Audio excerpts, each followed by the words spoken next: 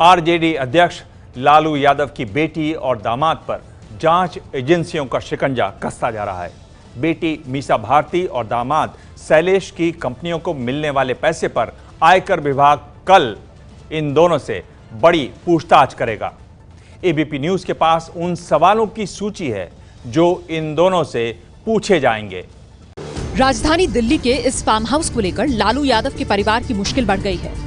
लालू यादव की बेटी मीसा और दामाद शैलेश पर आरोप है कि उनकी कंपनियों में कुछ फर्जी कंपनियों के जरिए पैसा आया, जिससे उन्होंने दिल्ली के पॉश इलाके में करोड़ों रुपए का फार्म हाउस खरीदा। आयकर विभाग ने इस मामले में दिल्ली और आसपास की 22 जगहों पर छापेमारी की, जिसमें बरामद दस्तावेजों के आधार पर अब मीसा और शैलेश से पूछताछ होगी।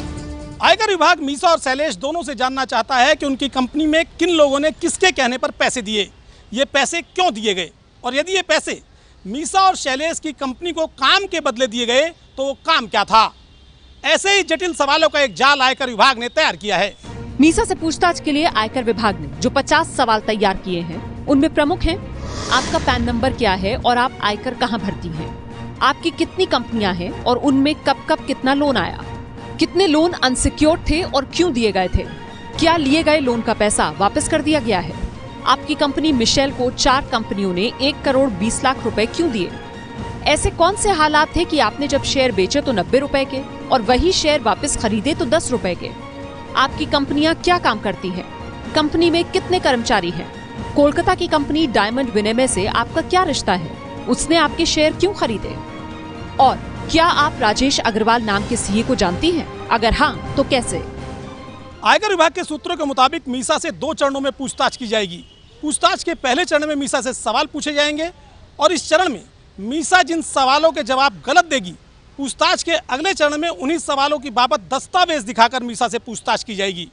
ऐसे में आयकर विभाग की पूछताछ मीसा के लिए काफी भारी पड़ सकती है। आयकर विभाग के अलावा प्रवर्तन निदेशालय भी मीसा और शैलेश को 8,000 करोड़ रुपए के घोटाले में पूछताछ के लिए बुला सकता है। ये पूछताछ इस मामले में गिरफ्त में आए सीए राजेश अग्रवाल के बयानों के आधार पर हो सकती है। ईडी सूत्रों के मुताबिक राजेश अग्रवाल ने अपने बयानों में साफ तौर पर कहा कि जो पैसा उसने नकद दिया था, वही पैसा मीसा और शैलेश की कंपनी मिशेल में जमा कराया गया था। उसके द्वारा दिए गए पैसों से ही 3 चरणों में ड्राफ्ट बनवाकर सेल कंपनियों के जरिए मीसा की कंपनी में भेजे गए थे। 2 अलग अलग मामलों में मीसा और उनके पति शैलेश पर जांच एजेंसियों का कसता शिकंजा लालू यादव के लिए भी नई मुश्किल की वजह बन सकता है। दिल्ली से ओम प्रकाश तिवारी की रिपोर्ट। ये है एबीपी न्यूज, आपको रखे आगे।